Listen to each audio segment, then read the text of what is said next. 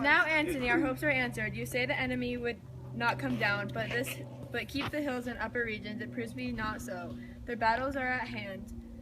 They mean to warn us at Philippi here, answering before we do demand of them.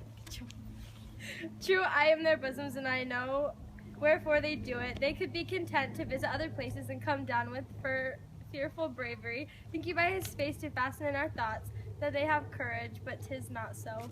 Prepare you, generals, the enemy comes on a gallant show. Their bloody sign of battle is hung out, and something to be done immediately. Octavius, lead your battle softly upon the left hand of the even field. Upon the right hand, I keep thou the left. Why do you cross me in this thing? They stand and would have parley. Stand fast, Titanius, we must out and talk. Mark Antony, shall we give signs of battle? No, Caesar, we will answer on their change. Bring forth the generals, would have some words.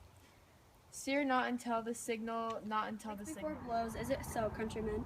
Not that we love words better as you do. Good works are better than bad strokes, Octavius. In your bad strokes, Brutus, you give good words. Witness the hole you made in Caesar's heart, crying, long live, hail Caesar. Antony, the posture of your blows are yet unknown, but for your words they rob the youthful bees and leave them honeyless, not stingless too. Oh yes, and soundless too, for you have stolen their buzzings. Antony, and very wisely threat before you sting. Villains, you did not see when your vile daggers hacked one another in the sides of Caesar. You showed your teeth like apes and fawned like hounds and bound like bondmen, kissing Caesar's feet, whilst damned Casca, like a cur behind Caesar on the neck. Oh, you flatterers. Flatterers, now Brutus, think yourself. This tongue had not offered so today, if Cassius might have ruled. Come, come, the cause. If arguing makes us sweat, the proof of it will turn to redder drops. Look, I draw a sword against conspirators. When think you that the sword goes up again, never till Caesar 33 wounds. Be the avenged, or till another Caesar have added slaughter to the sword of traitors. Caesar, thou canst not die by traitor's hand, unless you bringest them with thee. So I hoped. I was not born to die on Brutus' sword. Oh, if thou wert the noblest of thy strain, young man, thou couldst not die more honorably. A peevish schoolboy, worthless of such honor, joined with a masker and a revealer, old Cassius still. Come, Antony, away. Defiant traitors hurl we in our teeth. If you dare fight today, come to the field. If not, when you have stomachs. I now blow and swell billow and swim bark. The storm is up and all is on the hazard. Ho, Lucilius, hark a word with you. My lord? Messala!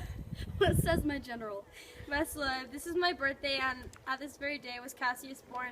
Give me thy hand, be thou my witness, that against my will, as was am I compelled to set upon one battle of our liberties. You know that I held strong in his opinion. Now I change my mind and partly credit things that do my presage. Coming from Sardis on our former ensign, two mighty eagles fell, and there they perched, gorging and feeding by our soldiers' hand, who to Philippi here consorted us. This morning after they fled away and gone, and in their steads do ravens, crows, and kites fly o'er our heads, and downward look on us. As we were sickly prey, their shadows seem a canopy most fatal, which under our army lies ready to give. Believe not so. I but believe it partly, for I am fresh of spirit and resolve to meet all perils very consistently. Even so, Lucilius. Now, most noble Brutus, the gods today stand friendly that they may, lovers in peace, lead on our days to age. But since the affairs of men rest still uncertain, let's reason with the worst that may befall. If we do lose this battle, then is this the very last time we speak together? What are you then determined to do? Even by the rule of that philosophy by which I did blame Cato for the death, which he did give himself, I know not how, but I do find it cowardly and vile. For fear of what might fall, so to prevent the time of life, arming myself with patience, to stay the providence of some high powers that govern us below. Then if we lose this battle, you are contented to be led in triumph throughout the streets of Rome. No, Cassius, no, think not, thou noble Roman, that ever Brutus will go bound to Rome. He bears too great a mind But this same day must end that work the Ides of March began, and whether we shall meet again I know not. Therefore our everlasting farewell take forever and ever. Farewell, Cassius. If we do meet again, why we shall smile. If not, why then this parting was well made. Forever and forever farewell, Brutus. If we do meet again, we'll smile indeed, but if not, 'tis true this parting as was well made. Why then lead on, that a man might know the end of this day's business ere to come, but it sufficeth that the day will end, and then the end is known. Come ho, away. The enemy.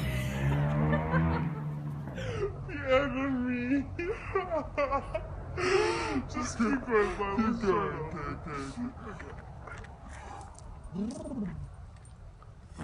Okay. Now, Anthony, our hopes are ended. Oh, action! This doesn't move. Oh, yeah, I got you. Okay. All right. Oh, it's falling though. Okay. Okay, last try. Last try. I can do it. I'm sorry. Okay. I'm sorry. Are you starting the video? Yeah. Okay, just keep it going. Keep going.